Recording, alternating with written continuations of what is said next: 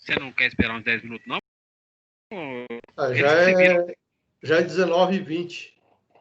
Não, tá certo. Beleza, então, bora. Tá? Boa noite, pessoal. Tudo bem com vocês?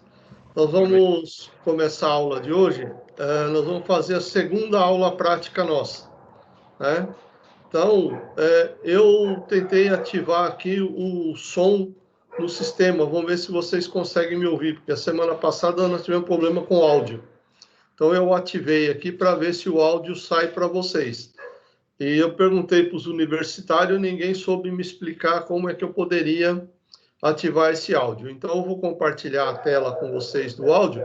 Caso vocês não consigam ouvir o áudio, vocês terão que entrar na plataforma do AVA e lá na lista de vocês, lá pegar aula prática, vídeos, clicar no vídeo 2, tá? Nós vamos apresentar a aula prática número 2, tá ok?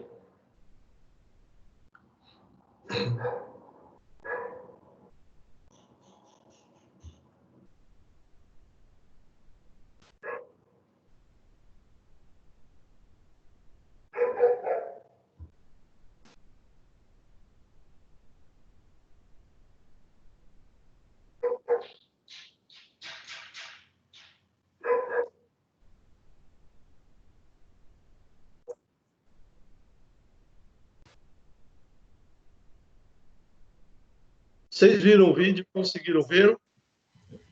O vídeo saiu aí, mas pelo visto a voz já era. Vai dar certo, não. O som não? Não.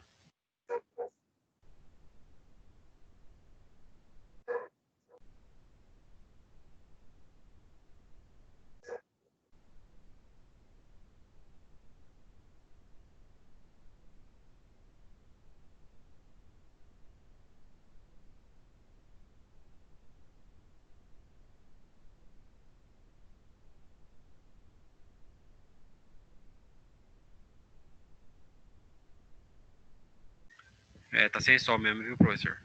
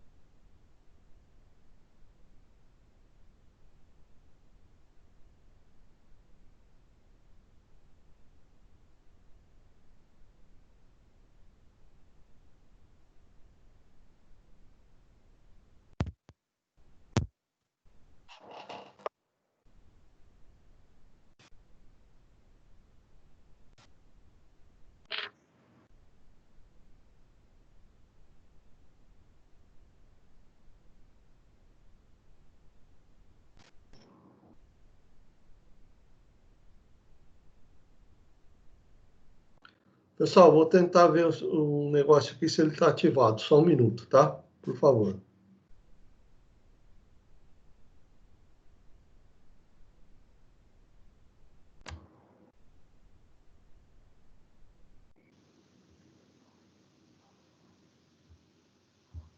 Química, de alguns aspectos da formação da rocha, E agora, das tá saindo suas som? propriedades físicas e mecânicas, né, elas são advindas justamente da sua composição mineralológica. Tá saindo, professor, agora tá saindo. Vão conferir beleza. características para que elas possam ser certo, aplicadas ou não para determinada atividade, para determinado fim, tá certo? Além da questão da durabilidade, da questão da resistência, né, do brilho, enfim, as rochas elas podem também ter reações químicas, né, que podem gerar problemas, como é o caso de rochas calcárias, né, que acabam gerando aquelas formações branquinhas, né? Então isso tudo que vai às vezes acabar com o visual, né, que você pretendia para um determinado fim. Então, por isso, essa informação a respeito da composição química resistência, durabilidade, ela vem do conhecimento do processo de formação das rochas, tá certo? E aí nós vamos entender, né, um pouco mais e conseguir transpor esse conhecimento para a aplicação futura, né, para o uso desses materiais como materiais de construção, materiais utilizados no acabamento, enfim. Então, esses são aspectos que nós vamos dar o início do conhecimento aqui para que a gente possa trabalhar essas informações no futuro. Perfeito? Então, vamos para a nossa aula.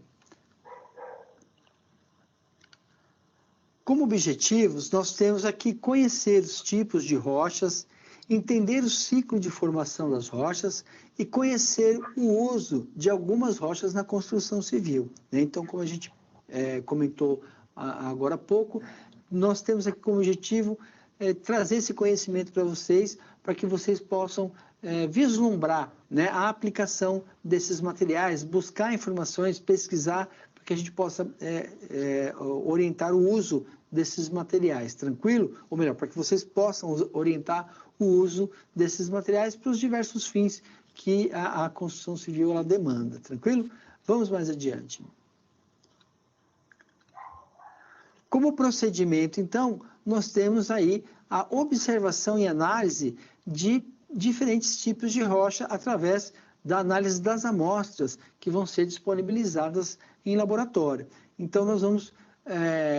as características que nós conversarmos em sala, depois vocês vão buscar essas características, tocando, vendo, analisando visualmente, né, cada amostra dessa e buscando relatar a aplicação desses materiais ou de outros, né, de natureza similares que vocês conheçam ou que vocês visualmente já observaram aí no meio onde vocês vivem, né? Seja no município, na região, enfim, tá certo? Ou em viagens. Então, a ideia da nossa aula de hoje é resgatar esse conhecimento que já está aí intrínseco em você, com base na informação que nós vamos trabalhar aqui em sala e também no laboratório. Perfeito, pessoal? Então, nossa aula vai ter esse momento, primeiramente, esse momento teórico, né, com a exposição dessas informações, e depois um momento prático, onde vocês vão botar a mão na massa e verificar com mãos e olhos essas características que nós vamos conversando ao longo da exposição teórica. Vamos mais adiante. Bom, já falando sobre as rochas, né? São 3 os processos que dão origem às rochas: a solidificação do magma, rochas ígneas, a consolidação de sedimentos, rochas sedimentares e a transformação, pressão e temperatura, que dá origem às rochas metamórficas. Então, se a gente for considerar o processo de formação das rochas, então nós temos aqui dentro da nossa história, né, história geológica do nosso planeta, que primeiramente tudo era rocha ígnea, né? Se a gente considerar que o nosso planeta era uma massa de material derretido, quente, à medida que ele foi esfriando, o que foi esfriando foi o magma, e esse magma, então, era uma rocha, deu origem a uma rocha ígnea, né? Então, a princípio, tudo era uma grande rocha ígnea, tá certo? Uma grande crosta, né, de, vamos dizer assim, de basalto, né, de material que foi solidificado e que tem as suas propriedades, tá certo?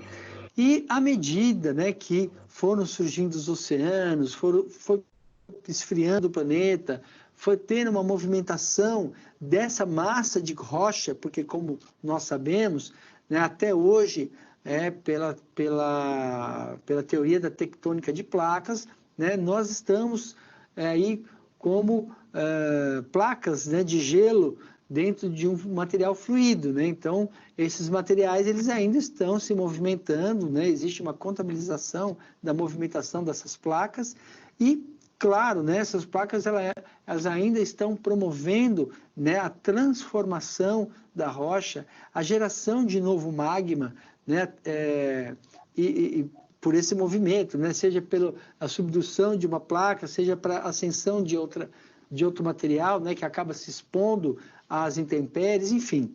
Então, esse é um processo dinâmico que já acontece há milhões de anos. Então, muitas das rochas que a gente for estudar hoje, elas vão ter, às vezes, milhares de anos de formação, tá certo? E que, de alguma forma, elas chegaram até nós, né? Seja pela exposição natural ou pela própria mineração dessas rochas, né? Pelo processo aí de abertura e tratamento desse material, com fim mesmo de uso para fins humanos, né? Seja para explorar um material, alguma substância química, seja para explorar a rocha propriamente dita, tá certo? Então, nesse sentido que a gente está tendo acesso a esses materiais que muitas vezes estariam enterrados e continuariam ali enterrados por milhares de anos até que algum dia eles viessem à tona ou que nunca viessem à tona. Perfeito?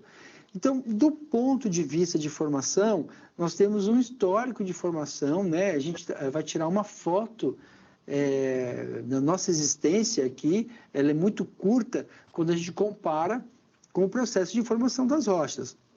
Então, o que nós vamos ver ao longo da nossa existência é um retrato daquilo que aconteceu há milhares de anos atrás, perfeito? Diferente do que, por exemplo, está acontecendo no Havaí agora, né? Nós temos lá o processo de formação de rocha acontecendo, né? Em função do derramamento de lava pelo, se eu não me engano, é o Kilauea, que está ainda em erupção, e ele ainda está aumentando a ilha e formando um novo espaço rochoso, né? Então, é uma rocha recém-nascida, uma rocha ígnea, né? Mas se a gente for considerar o processo de formação das rochas metamórficas e sedimentares, então, para que essa rocha ígnea venha a se transformar numa rocha metamórfica ou sedimentar, ela ainda vai levar ainda milhares de anos, tá certo? Então, de forma geral, o que a gente trabalha são com espécimes já muito antigas, tá? E que nós vamos conhecendo e tentando reconstituir a história a partir das características dessas rochas. Perfeito? Então, vamos para a aula. Então, primeiramente, vamos falar sobre as rochas ígneas, tá? Rochas plutônicas ou intrusivas são aquelas que se formam em profundidade na crosta terrestre, e tem as vulcânicas ou extrusivas, que são decorrentes da solidificação do magma em superfície. Em ambos os casos, o material de origem é o magma, tá certo? Então, quando a gente fala de rocha plutônica, é aquela rocha, né, aquele magma que ele avança, por exemplo, dentro de uma falha, dentro de uma rocha que está trincada, dentro de uma falha geológica, e ela fica ali incrustada dentro daquela rocha e ela se solidifica, tá certo? Ainda lá embaixo, né, lá um pouco acima do manto, onde o material está derretido, tá? Já a extrusiva é aquela que sai para fora, né? Ela sai para fora é boa, né, pessoal? É aquela que sai de dentro da terra e atinge a superfície, né?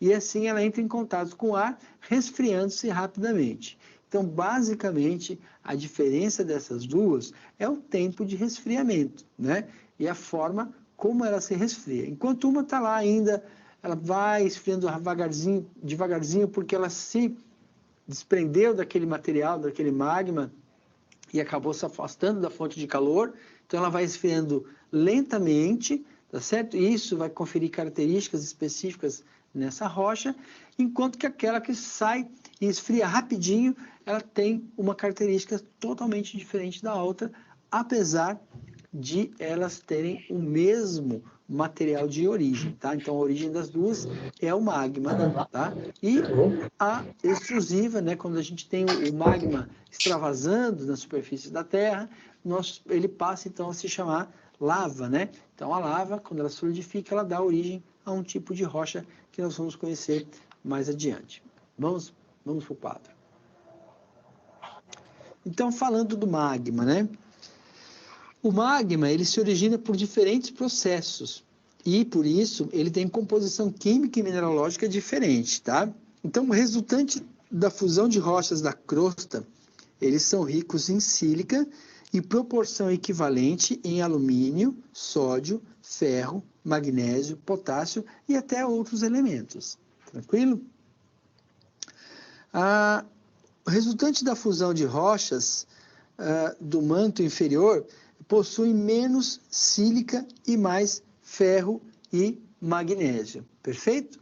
Então, olha só, quando você tem os movimentos geológicos que fazem com que a crosta, né, a placa tectônica, ela mergulhe dentro, sob outra placa, né, então uma sobe, outra afunda.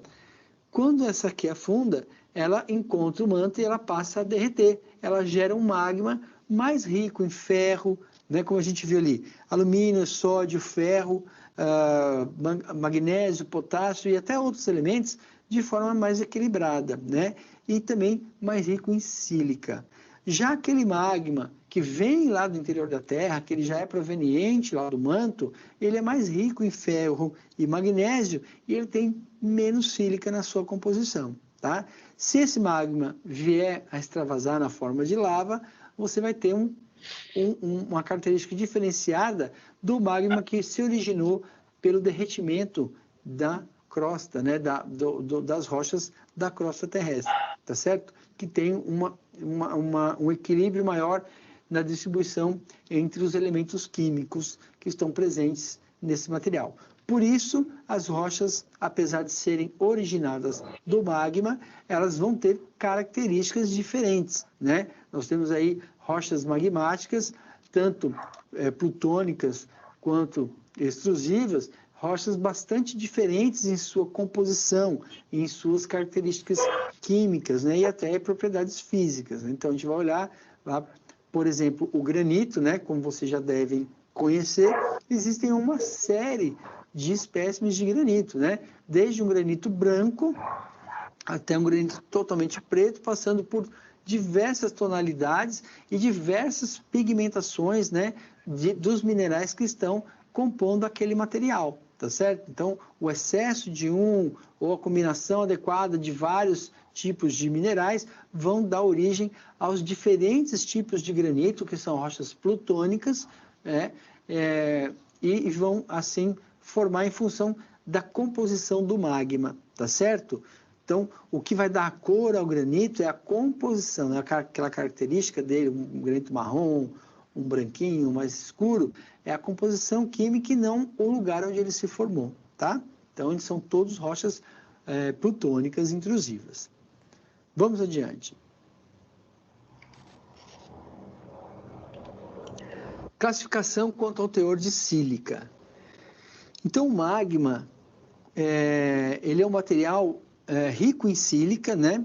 E, de acordo com a quantidade de sílica, nós podemos classificar o magma em ácido, né? Ou riolítico, intermediário ou andesítico, básico ou basáltico e ultrabásico, né? Variando aí do ultrabásico com menos de 45% de sílica em sua composição, né? O básico de 45% a 52%, o andesítico de 52% a 66% e o ácido com mais de 66% de sílica. Então, a gente percebe que a sílica é um material bastante importante. Na nossa aula de mineralogia nós percebemos isso, porque a gente viu, né, que a maioria, né, dos minerais, eles têm, a grande parte dos minerais presentes na superfície, eles têm sílica, né, são silicatos. Então, acho que, se eu não me engano, 98% dos minerais disponíveis são de silicatos, tá certo? Em volume, não em quantidade de minerais, tá? Nós temos uma série de minerais, mas em volume, né, os silicatos, eles predominam, porque a sílica é um material bastante presente, né, na crosta terrestre, em função mesmo da sua composição, da formação do planeta, tá certo? Então, essa sílica vai estar presente no magma, ela vai estar derretida no magma, né? E à medida que nós temos a composição, né, um excesso de sílica, um material proveniente do manto ou um material proveniente da superfície, nós vamos ter um material mais ou menos rico em sílica, tá certo? Então, aí as caracterizações quanto ao teor de sílica dentro do magma, perfeito? Vamos adiante. Textura das rochas ígneas. Então, quanto mais for rápida for a solidificação, mais homogênea vai ser a textura, tá? Rochas plutônicas, elas ficam um maior tempo para cristalização, né? Então, os cristais, eles são visíveis e elas conferem, então, uma textura fanerítica, né? É o caso do granito. Então, todo mundo já viu o granito e a gente sabe que o granito, ele tem aquelas pecinhas, né? Pedacinhos que a gente consegue enxergar, que são os cristais visíveis, tranquilo? As rochas extrusivas, elas esfriam muito rápido, então elas têm uma textura afanítica, né? Como é o caso do basalto, que é uma rocha negra, né? Uma rocha bem escura que a gente não consegue ver os cristais. O que acontece, né? Lembra quando nós conversamos sobre os minerais? Então, a formação de minerais, ela demanda uma composição, né, dos elementos químicos que estão presentes naquele ambiente. Quando a gente tem a condição para que esses minerais, eles se encontrem, esses elementos químicos se encontrem e se combinem, né? Então, um esfriamento um esfriamento lento, ele permite a combinação, né, de mais materiais, né, similares, formando cristais maiores, tá certo? Então, aquele material, ele vai solidificando lentamente, então vai havendo um rearranjo dos elementos químicos que estão ali dissolvidos, então eles vão se combinando, porque essa combinação é a que dá mais estabilidade para o material, tá certo? Então, os cristais, eles têm essa afinidade, né, pelos elementos químicos, então esses elementos, eles vão se combinando de forma mais lenta, originando cristais maiores que a gente consegue observar a olho nu.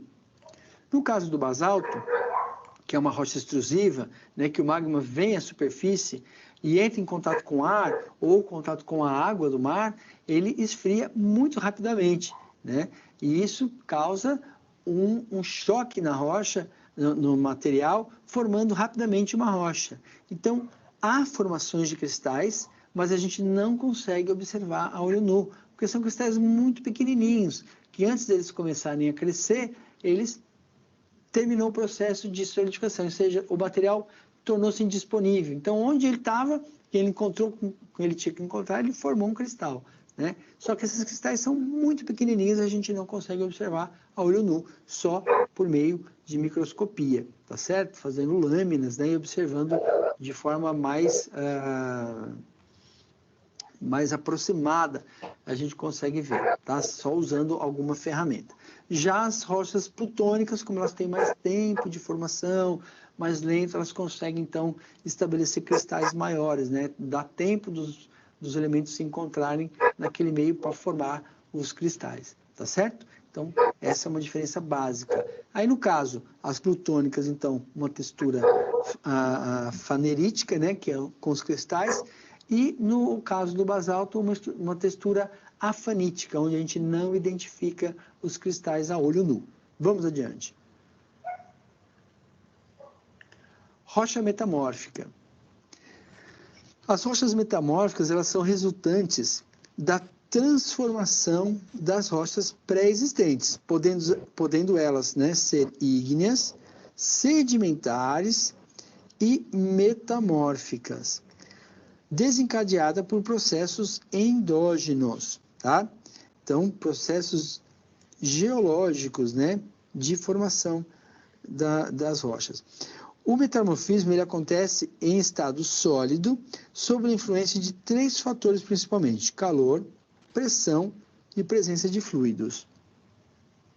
Então, quando a gente fala sobre rochas metamórficas, nós, considerando o histórico, né, de formação do planeta e a história de formação das rochas, principalmente nós vamos estar falando daquelas rochas que acabaram, que estavam prontas e pela movimentação das placas, pela movimentação, por movimentos geológicos, essa rocha acabou sendo pressionada, né, ou pelo peso de outras rochas, né, pelo peso de oceano, e entrou em contato com material quente, enfim.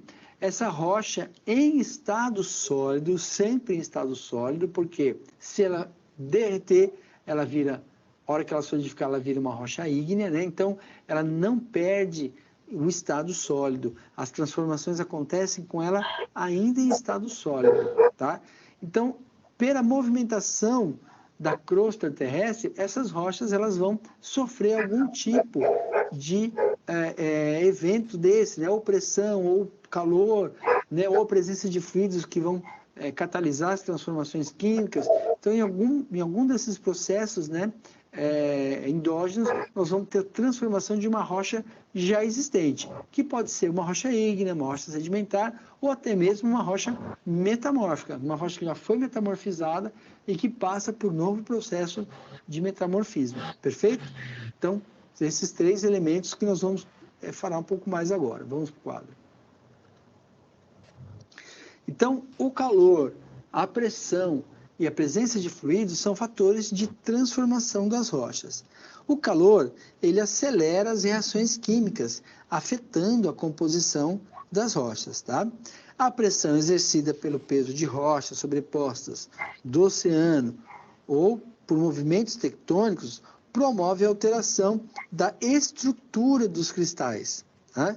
E a presença de fluidos, que são os íons em solução, favorecem as reações químicas com formação de novos minerais, tá? Então, quando a gente tem uma rocha, né, que ela tem, por exemplo, você tem lá uma rocha prontinha. Essa rocha sofreu uma fratura. No meio dela veio uma rocha plutônica, né? Ela invadiu aquele espaço e aqueceu a rocha, né, que estava ali imediatamente próxima dela. Então, próximo dessa rocha, haverá transformações químicas, né, em função do calor. O calor vai fazer com que haja, né, estimular, ativar aqueles átomos que estavam ali estabilizadinhos na forma de cristal, ele vai estimular novas reações, ligações diferentes, né, entre átomos diferentes, ou a própria forma do cristal. Então, aquele calor vai promover transformações na região do entorno, onde ele aconteceu. E o interessante é que essas transformações elas vão ser mais intensas, próximas da rocha, né, próximas da fonte de calor, né, da rocha intrusiva, né, que acabou invadindo um espaço ali que estava aberto, e elas vão tornando-se menos pronunciadas à medida que a gente se afasta da fonte de calor, formando as auréolas que nós conhecemos como auréolas de metamorfismo, que mostram que próximos à fonte de calor existiu um tratamento extremo, né, promovendo mudanças mais significativas do que aquelas rochas que também sofreram um tratamento de transformação, só que de forma mais suave, tá? Então, essa transformação, ela não é muito definida. Ela vai, à medida que você se afasta da fonte de calor, ela vai se tornando menos pronunciada, e isso é observado, você consegue observar, né, onde estava a fonte de calor, né, que fez aquela transformação em auréola, né, em um formato diferenciado, né, conforme a gente se afasta da fonte de calor. Tranquilo? No caso da pressão, quando a gente tem a pressão de duas placas se chocando, né, uma que sobe, uma que desce, a que fica por baixo ela recebe uma pressão muito grande de peso, né? E esse peso ele transforma, ele rearranja os cristais. É um peso tão grande que o cristal ele estava lá de uma conformação, e a pressão que é exercida sobre esse cristal, ela imagina uma cordilheira, né, em cima de um material, o que vai fazer com o cristal, né? Ele vai se rearranjar, tá certo? Então ele vai ter uma característica diferenciada, perfeito? Isso também pode acontecer em movimentos tectônicos, né, onde também a pressão é muito grande, né, seja vertical ou na horizontal, a gente tem essa transformação, e também em função do peso do oceano, né? Então, existe o processo de sedimentação no fundo do oceano, e essas rochas, né, sedimentares ou até rochas ígneas, em função do peso de água sobre elas podem sofrer o processo de metamorfização, tá? Então, esse peso vai exercer uma pressão que vai alterar as características daquela rocha. E por fim, a questão dos fluidos, que eu já estava até me esquecendo, né? Então, a presença de fluidos nesses materiais, eles podem ser agentes transformadores, porque eles podem carregar íons que vão se combinar com os cristais, né? Então, levando um íon diferenciado que vai promover uma reestruturação na cristalografia, né? Então, tudo a nível atômico, né? Então, nós estamos falando de um material que pode dissolver e também levar materiais. Então, a presença de fluidos, ela pode promover o processo de transformação dessas rochas. Tranquilo? Vamos adiante. Tipos de metamorfismo mais comuns. O metamorfismo de contato, né, é aquele que a rocha entra em contato com corpos ígneos, né, uma fonte de calor, onde a intensidade de transformação ela depende da temperatura e magnitude e composição do corpo, tá? Promove a recristalização dos minerais, tá? Então, o calor é tão intenso que ele promove uma recristalização do material. Isso vai depender da intensidade desse material também, né, desse calor. E um exemplo aqui é o arenito, que se transforma em quartzito, né? Então, uma rocha bem diferente do arenito. E o calcário, né, pessoal? Que se transforma em mármore, né? Então, aquele calcário bruto vira uma rocha extremamente, totalmente diferente, né, do seu aspecto até visual e constitucional da rocha. Então, apesar da composição química ser a mesma, nós temos uma condição diferente do rearranjo, a recristalização do material que compõe essas rochas, tá? Isso em função delas estarem próximas, em contato com uma fonte de calor. Normalmente, né, claro, uma rocha ígnea, tá? Que vai promover essa transformação, né? O calor é tão grande que o cristal ele se rearranja dentro daquela condição de unidade cristalográfica, né, que nós estudamos. Ele vai ter uma reconformação em função do calor, que vai excitar os átomos e incentivar, às vezes, uma ligação química, a formação de ligações químicas diferentes, perfeito? Dando características totalmente diferentes ao material produzido. Vamos mais adiante. Tipos de metamorfismo, já falamos, né? Metamorfismo regional agora. Então, ocorre em grandes áreas, comumente associado à convergência de placas, tá? Então, promove a reorientação dos minerais. O caso do granito, né? O gneiss, o argilito, que se torna um xisto, né? Então, nesse caso, o que a gente vai ter, né? Aquela questão da pressão, né? Do peso, daquela força bruta que vai reorganizar os materiais, né? Os cristais, os minerais dentro da rocha. Então, nós temos uma condição de tamanha força que nós temos um rearranjo desses minerais sem promover a solubilização da rocha, ela sempre em estado sólido, tá? Mas o peso é tão grande que ela promove esse rearranjo, né? É uma forma dela ceder a essa pressão, promovendo esse rearranjo que nós chamamos de reorientação dos minerais. E isso vai conferir também características específicas às rochas formadas, né? Características diferentes daquelas observadas na rocha-mãe. Tranquilo? Vamos mais adiante. Estrutura das rochas metamórficas. Nós temos, em função da formação dessas rochas, diferentes estruturas que podem ser observadas, né? A foliação, a estrutura gnáisica e a maciça. A foliação, ela confere uma estrutura planar, né? O arranjo paralelo dos minerais, tá? A gnáisica, ela gera uma orientação dos cristais de quartzo e também de feldspatos em bandas claras, leucossomas, e escuras, melanossomas, né? Então, a gente consegue identificar essas bandas, né, de forma diferenciada no gneiss. E a maciça, que é sem orientação dos minerais, tranquilo? Ela só transforma aquilo numa massa, né? E não tem uma orientação específica dos minerais. Você não consegue observar nenhuma transformação nesse sentido. Vamos ver mais informações. Agora passamos a falar sobre as rochas sedimentares, tá? Então, sua formação, ela está relacionada à dinâmica externa da Terra, enquanto as metamórficas estavam relacionadas, dependentes da dinâmica endógena, as sedimentares estão relacionadas ao processo de transformações que ocorrem na superfície. O ciclo sedimentar ele pode ser dividido em 3 processos. Então, para que ocorra a formação de uma rocha sedimentar, nós temos que ter, primeiramente, a produção do sedimento, o transporte dos sedimentos e o depósito e acumulação das partículas em algum lugar, tá certo?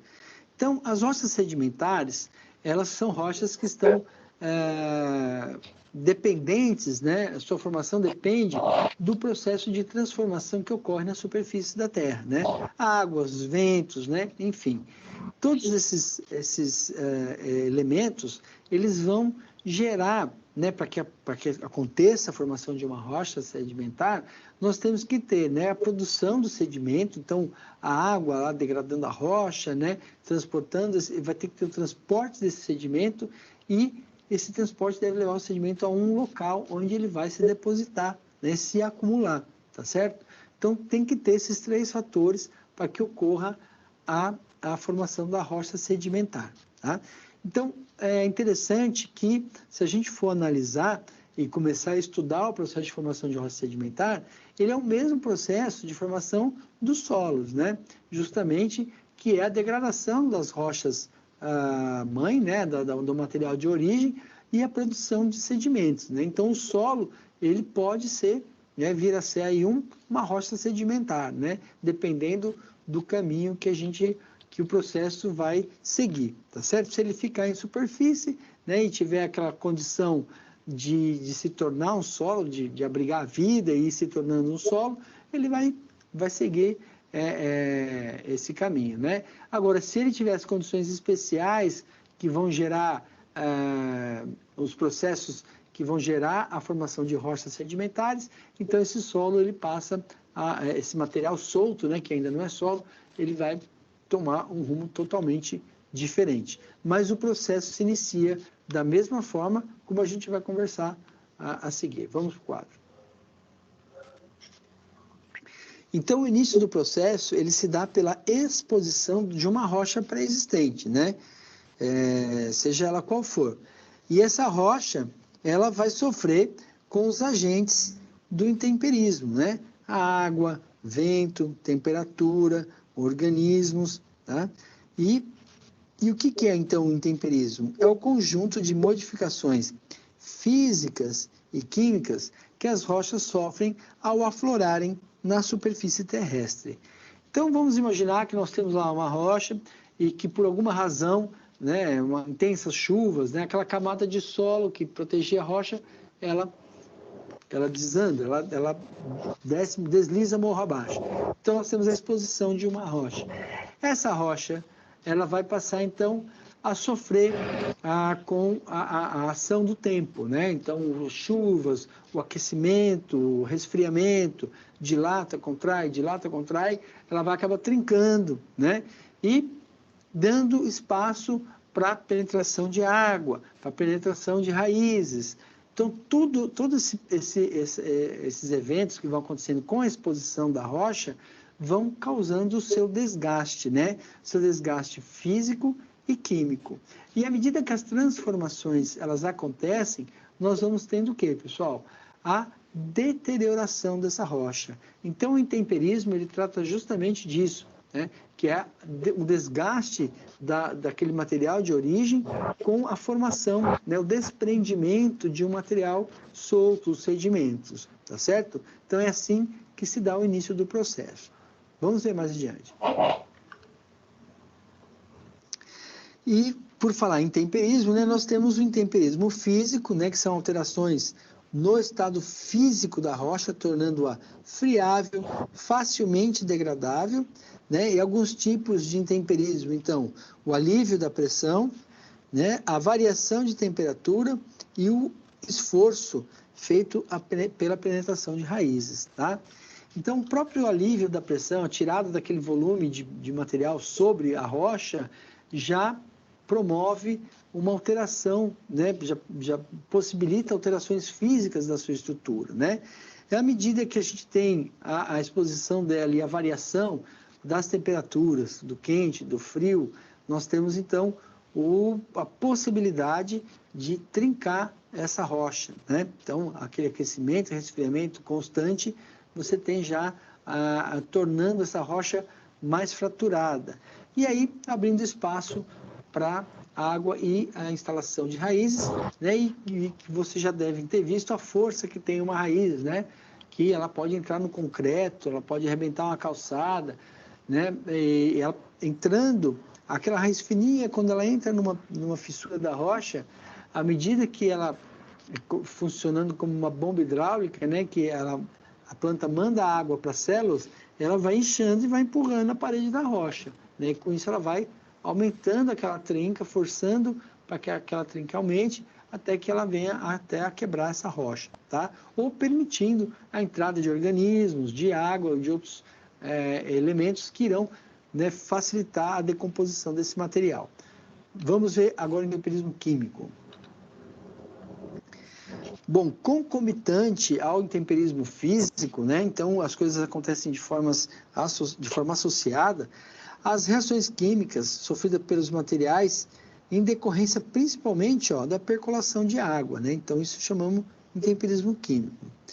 Ele pode acontecer por dissolução, que é promovida pela água, né? Como é o caso das rochas carbonáticas.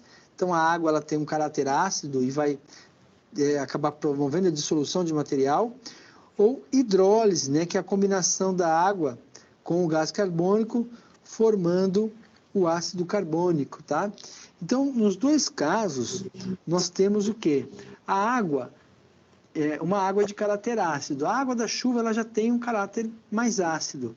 Essa água, quando entra em contato com as rochas, ela promove reações químicas na superfície da rocha e que pode gerar, então, desprendimento de material, né?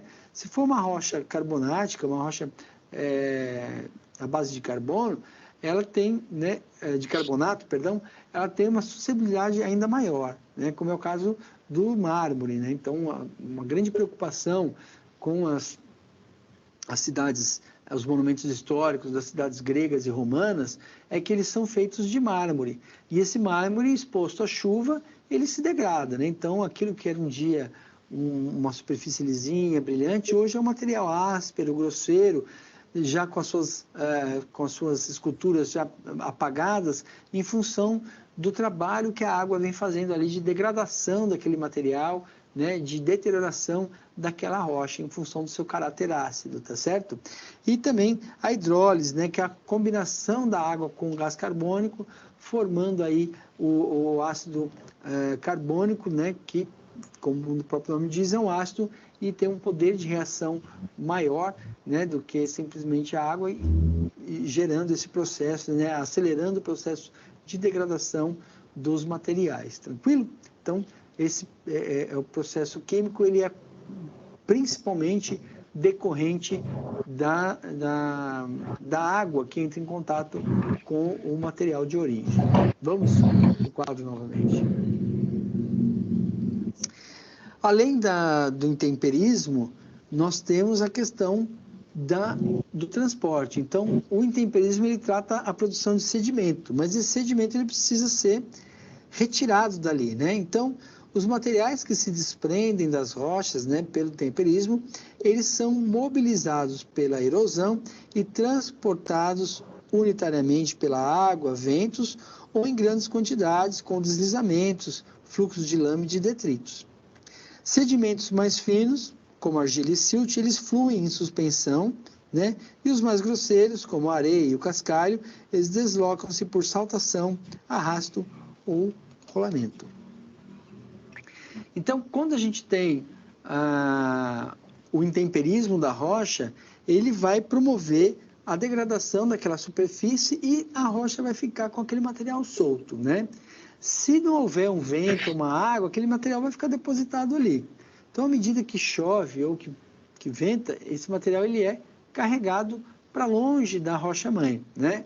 Quanto mais grosseiro o material for, né, mais próximo ele vai ficar da rocha-mãe, né? Quanto mais fino, mais leve, maior a distância percorrida. Então, as rochas sedimentares formadas, por exemplo, da argila ou do silt, normalmente elas estão muito distante da rocha geradora, tá? Do sedimento que foi gerado. Então, um exemplo disso é a gente imaginar que nos rios, né, os rios ele capta todo esse material que foi gerado, né, da decomposição das rochas, e esse material vai para dentro do rio. E o que acontece?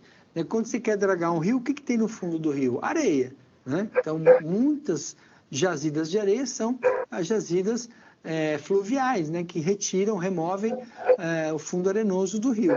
Então, essa partícula mais grosseira, ela acaba se depositando e vai sendo arrastada por saltitação, por rolamento, né? Dependendo da energia e da característica superficial daquele material, tá certo? Já o silt e a argila, como eles são muito leves, eles são transportados, né? Eles fluem junto com a água, eles são transportados ali em suspensão, então eles conseguem ir mais longe, né? Então, quando chove, o que a gente vê? O rio fica barrento, né? O que é essa cor barrenta no rio? São argilas, são colóides, material que tinge, né, a água e vai ser transportado em longa distância, né? Vai ser o depósito desse material, ele é em longa distância. E ele precisa também de um ambiente de águas calmas para que ele se deposite, porque como ele é muito leve, se houver alguma turbulência, ele vai continuar em suspensão.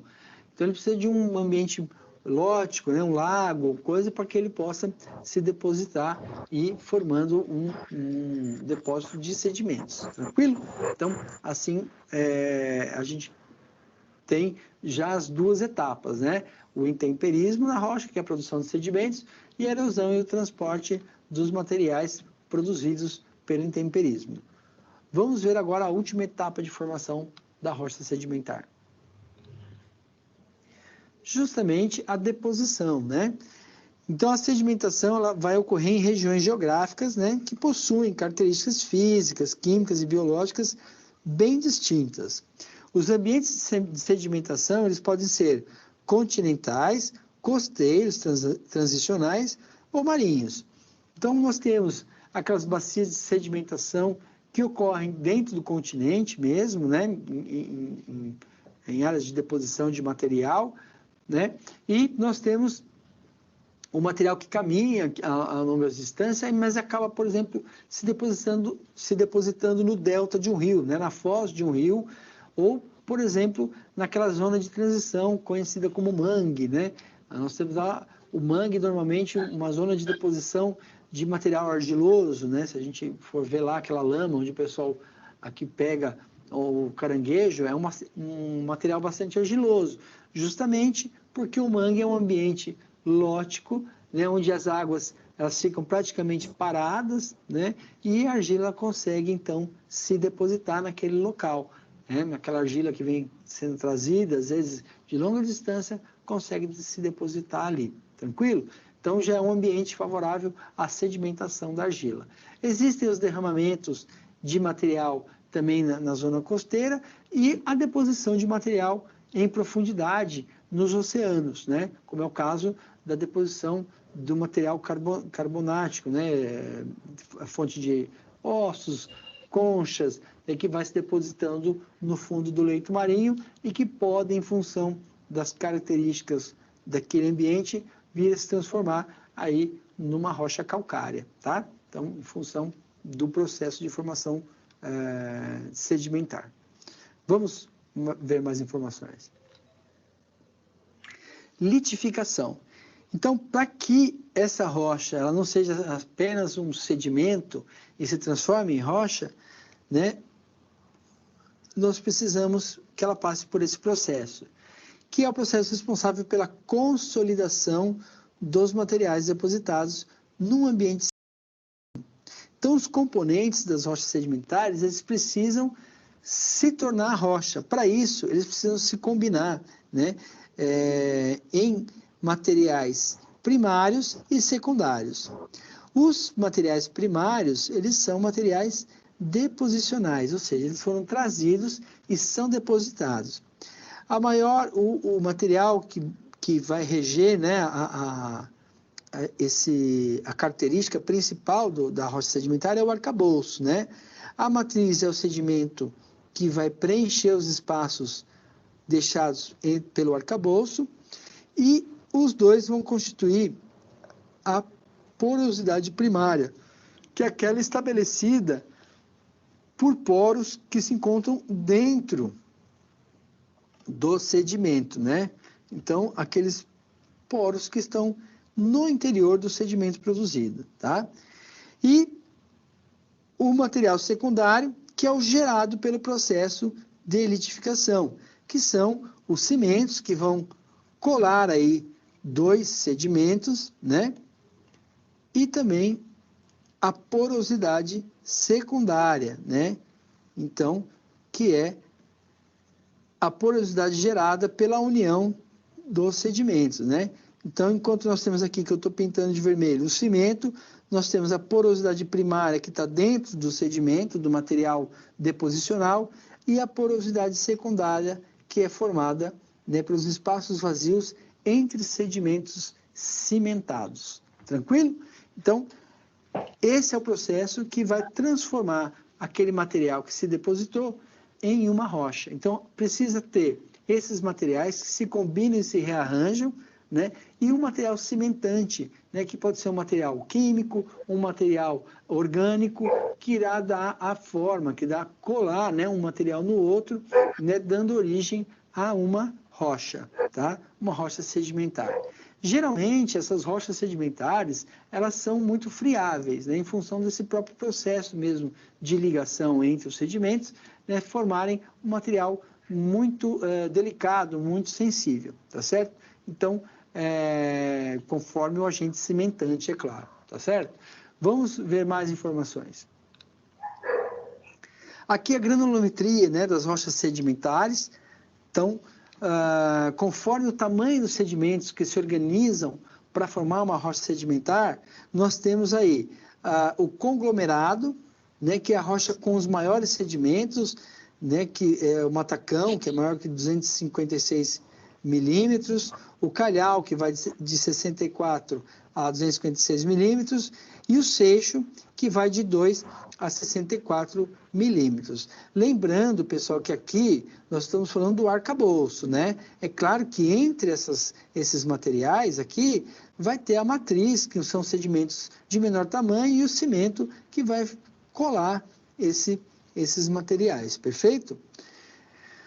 Depois nós temos aqui o arenito, que é um material formado por areia, que são partículas de 0,062 a 2 milímetros. O siltito, que é um material, né, a rocha formada por silt, tá? De 0,039 a 0,062 milímetros. E os argilitos, né, que são os materiais formados por argila, né, que é o material mais fino, menor que 0,039 milímetros, tá certo? Sempre lembrando que isso aqui, pessoal, é o arcabouço, material que predomina, né? Não que ele é formado totalmente por esses materiais, tá? Ele é o material que predomina na rocha sedimentar. Junto com ele vão ter a matriz, que são sedimentos, outros sedimentos, e o cimento e as porosidades. Perfeito? Então, dessa forma, a gente consegue, às vezes, olhando a rocha, perceber a formação, né, de uma ou de outra em função dos sedimentos que estão ali constituídos. Vamos ver mais informações. Agora sim, vamos passar para a demonstração das nossas, do material que eu trouxe, e vocês vão poder fazer a mesma coisa com o material de vocês em sala. Então, vamos aqui para a nossa bancada avaliar algumas das propriedades e informações que nós vimos, né, que nós discutimos ao longo da aula. Vamos demonstrá-las aqui para vocês. primeiramente, falar das nossas rochas ígneas, tá? Então, aqui nós temos 3 exemplares de rochas ígneas, tá? 2 basaltos, né? E aqui o mesmo granito, né? Só 2 pedaços do mesmo granito. E de cara, a gente já vai perceber uma coisa, né? E eu falei aqui, ó, um basalto. Vejam só. O basalto é uma rocha ígnea extrusiva, ou seja, ela se forma na superfície, né, da Terra, então ela é lava consolidada. E o que a gente observa, pessoal? Uma textura muito homogênea, onde nós não conseguimos perceber formação de cristais. Os cristais, eles estão aqui, mas eu preciso de uma lupa ou de um microscópio para conseguir enxergar esses cristais, tá certo? Diferente de uma rocha extrusiva. Então, vejam, isso aqui podia ser o mesmo material, mas quando tem uma rocha extrusiva, o que acontece?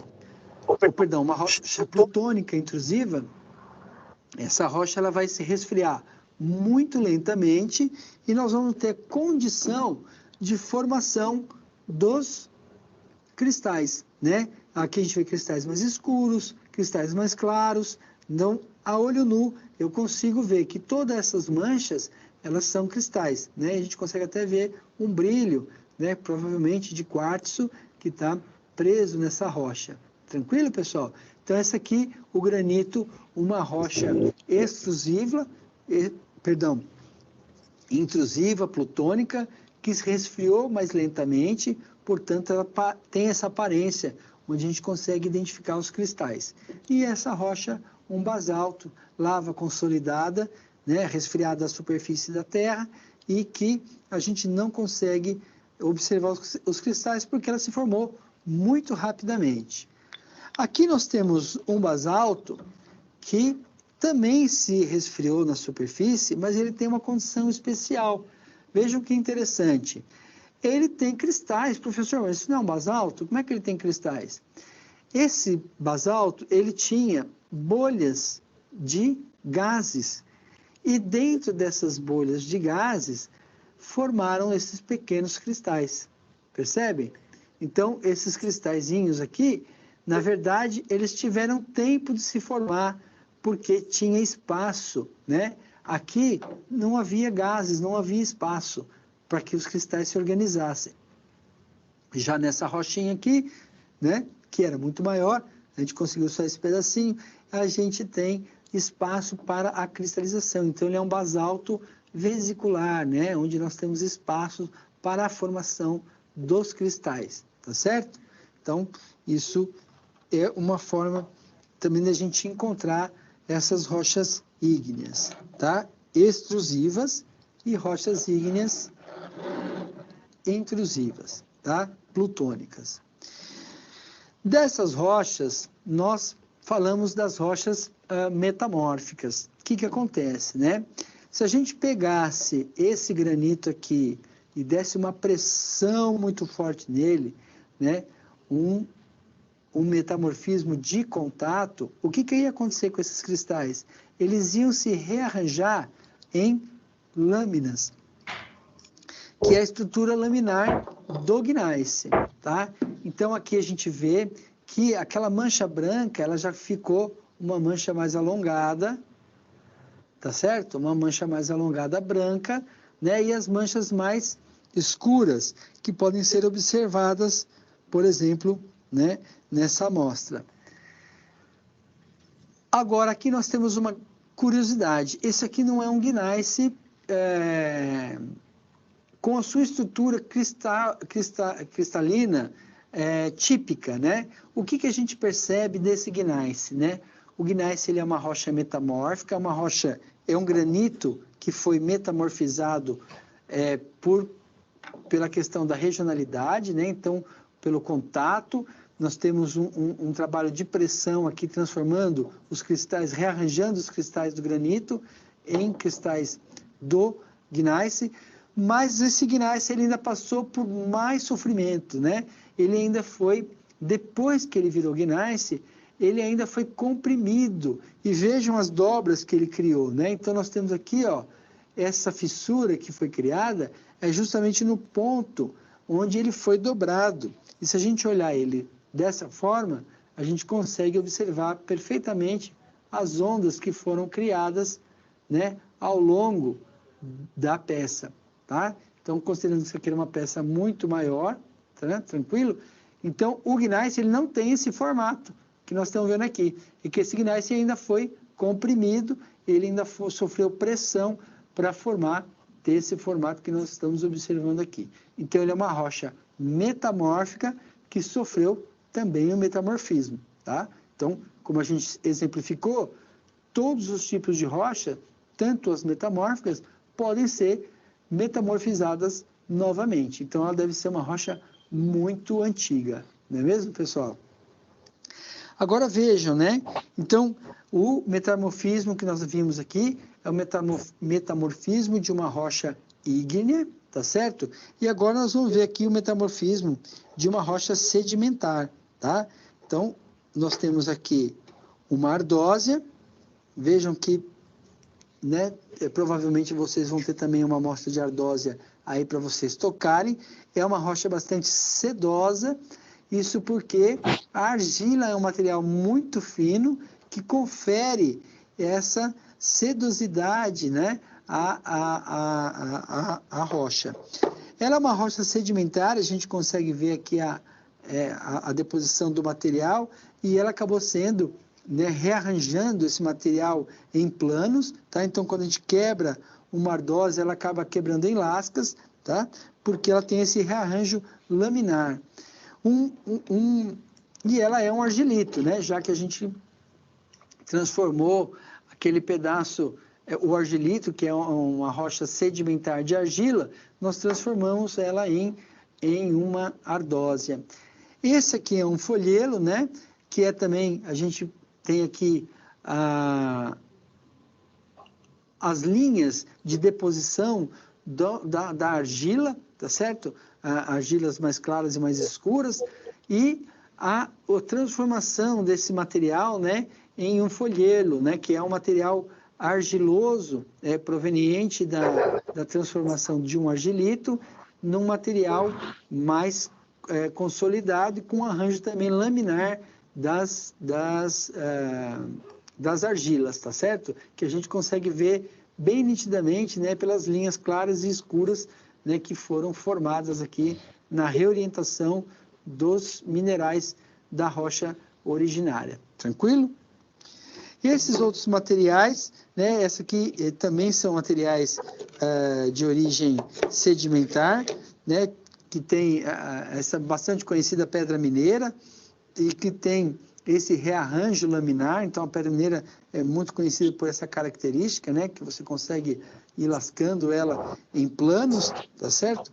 Né, uma peça menos laminada, nós temos aqui o rearranjo em lâminas dos sedimentos, né? Esse também é uma outra estrutura laminar de rocha, que era sedimentar, que se transformou em rocha pelo metamorfismo.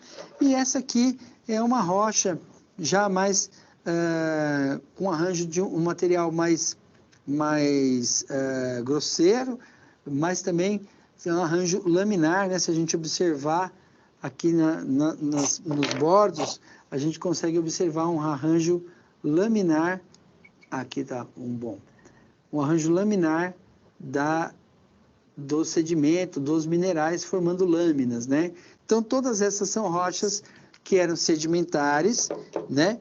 E que passaram pelo processo de transformação. Essa aqui é um exemplo duplo de uma rocha ígnea que se transformou em rocha metamórfica e que passou por nova metamorfização, né, gerando esses dobramentos, essas características dentro desse aspecto, né? Aqui uma rocha sedimentar, né, que é ainda num aspecto maciço, né, um arenito que está com um aspecto bem da rocha mesmo, assim, né? Então, claramente ela não sofreu nenhuma metamorfização, um aspecto depositário, tá certo? Esse arenito, que se sofrer então a metamorfização ele pode se transformar então numa rocha como essa, né? Que é uma rocha proveniente de um arenito, tranquilo? E comentar sobre essa rocha aqui, que é uma rocha que é um calcário, né? Essa rocha é formada por carbonato de cálcio, e essa rocha, quando sofre o metamorfismo, ela pode se transformar no quê, pessoal? Num mármore, né? Então, veja, uma rocha que, essa rocha, no caso, ela é uma rocha que foi extraída para a produção de calcário agrícola, tá certo? Então, ela foi obtida numa jazida de calcário agrícola, e esse calcário, então, vai ser moído e vai ser utilizado para calagem do solo, né? Para correção de pH do solo, em função do carbonato de cálcio ser uma fonte de cálcio e um corretor de pH, um reagente, né? Que vai corrigir o pH do solo. Ela é uma rocha sedimentar, tá certo? E ela também pode se formar por processos diferenciados aí, tanto processos naturais de deposição desse mineral, quanto por processos de deposição de conchas, né? Então, existem muitas ilhas no Caribe que são formadas pela deposição, né? Pelo calcário formado pela deposição de material vivo, né? De conchas calcárias, tá? E a mesma composição, só que a origem diferente. E esse calcário aqui, quando metamorfizado, né? Nas condições adequadas, ele pode dar origem a um mármore, né? Que é aquela peça linda e caríssima que o pessoal usa para fazer acabamentos. Tranquilo? Então, essas amostras aqui, elas trazem um pouco da história e das informações que nós trabalhamos em sala, né? E o que é importante agora a gente resgatar? Pensando em todos esses materiais que nós conversamos, nessas propriedades físicas, nas propriedades químicas, resgatar a aplicação desses materiais, né? Então, onde eu posso usar uma brita? Onde eu vejo, eu já falei aqui a palavra, onde eu vejo um basalto, né? Onde eu vejo um granito na forma bruta? Aquela pedra brita, né? Muitas vezes ela é resultante da britagem do basalto e também do granito, né? Então, os granitos, aquela pedacinha, os pedaços pequenos podem ser utilizados como brita na construção civil e assim por diante, né? Então, são várias as aplicações dos vários tipos de rochas em função das suas características químicas e físicas que vão dar uma finalidade, né? Dentro das várias situações. E como a gente viu, além do calcário, né, da rocha calcária, que pode ser utilizada para a extração de material, nós temos rochas potássicas, que são utilizadas, por exemplo, para a produção de adubo potássico, rochas como fonte de fósforo. Então, além da rocha ser utilizada na forma como ela ocorre, né, ela pode ser ainda moída ou trabalhada para ter outras finalidades, né? Seja para a exploração dos elementos químicos que a compõem, ou seja, para que ela seja usada na forma, né, in natura, ou lapidada, ou polida, enfim. Então, nós temos várias possibilidades de uso dessas rochas, e é isso que eu quero que vocês, analisando as amostras que estiverem no laboratório, façam, né? Especulem, né? Busquem na memória, se precisar buscar em algum site aí, na internet, peçam ajuda aí para o tutor de sala, né? Mas o objetivo é a gente resgatar a informação que nós temos, né? Olhando as amostras que vão estar disponíveis aí para vocês, resgatar essa informação e construir esse relatório com o que vocês produziram. Perfeito, pessoal? Então, assim, eu vou deixando vocês e para o trabalho que se iniciará logo mais, e encontro vocês numa próxima aula. Até mais.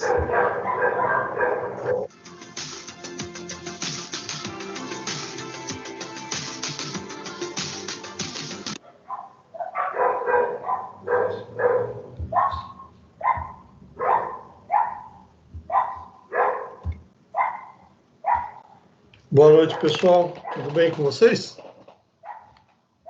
Beleza.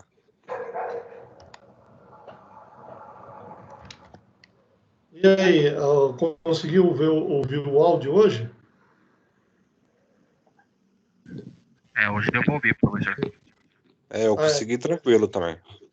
Aí eu descobri aí a regra aí para poder jogar o som aí para vocês. Eu aprendi sozinho, mas pedi ajuda aos universitários, mas os universitários não conseguiram me explicar também. Aí eu fui fuçando, acabei descobrindo aí a forma de transmitir o áudio junto com a apresentação. Pessoal, não esqueça de fazer o relatório, né, sobre a aplicabilidade das rochas na construção civil, tá? E me mandam no e-mail, por favor. Tá ok? E não esqueçam de se preparar para as provas, hein, gente? Tá? As provas nossas, elas serão constituídas de uma pergunta da unidade 1, uma pergunta da unidade 2, que foram perguntas já feitas, né? Duas perguntas de pós-aulas, sabe aquelas perguntas que eu fiz do pós-aulas? Serão duas perguntas daquelas, e 3 perguntas da unidade 3 e 3 perguntas da unidade 4. Sempre no Faça Valer a Pena, tá ok? Tá? E como nós estamos aí com uma carga de aulas práticas um pouco pesada, eu não vou ter disponibilidade de fazer a revisão com vocês, tá? Porque nós estamos aí com a carga de horas um pouco complicada aí em função das pandemias que nós tivemos e dos feriados também. Tá ok, pessoal? Alguma dúvida? Ô, professor, Sim? qual que é o tema mesmo do relatório que você falou e eu não entendi? Aplicabilidade das rochas na construção civil.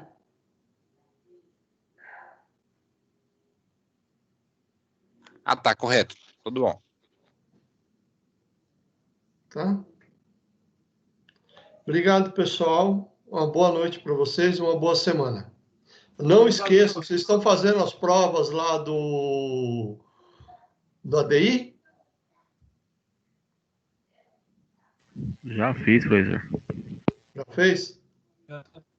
Tem alguém aí que está pendente ainda dessas provas? Rosimar, quer falar alguma coisa? Ok, professor. Já fiz, já. Ah, então tá ótimo. Obrigado, gente. Só para lembrar. Obrigado. Uma boa noite para vocês. Fiquem com Deus. Falou, boa noite. Tchau, tchau. Alô, professor. Obrigado. Boa noite. Tchau, tchau. Até segunda.